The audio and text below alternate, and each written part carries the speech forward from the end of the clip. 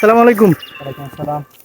বড় ভাই, দেখতেছি যে পুরো ক্ষেতের ধান দিয়ে এলাইছেন সব, কিন্তু এই যে মাঝখানে এই যে দুটো ধান রেখে দিয়েছেন, আসলে কারণ কি? কোনো মান্তি মুন্তি আছে?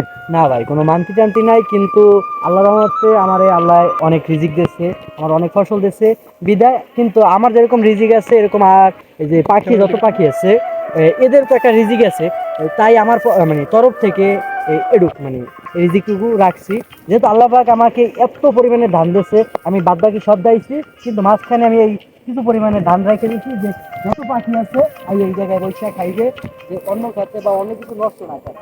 তাই আমি গরিব মানুষ, আমার তরফ থেকে বেশি কিছু রাখতে পারি নাই, সেজন্য অল্প কিছু মানে ধান আমি রাখছি। ভিউয়ার্স, আপনারা দেখতে পাচ্ছেন এই যে এই কৃষক ভাই এই যে তার ক্ষেতের সব ধান কেটে ফেলাইছে।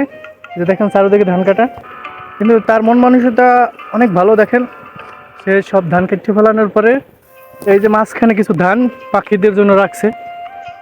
তার রিজিক, তার মুখ থেকে সে বলছে যে তার রিজিক আল্লাহ পাক অনেক দিছে, তারটা সব দেখে লাইছি। সব দাই হেলাইছে, কিন্তু এই যে এই মাঝখানে কিছু ধান পাখিদের জন্য রাখিয়ে দিয়েছে। ভাই, আপনার মতো মন মানসিকতা সবার জন্য থাকে। ইনশাল্লাহ। আহ, কারণ আমাদের রিজিক আমরা সব কাটতে লই গেছি, কিন্তু পাখিদেরও তো কিছু রিজিক আছে। এই যে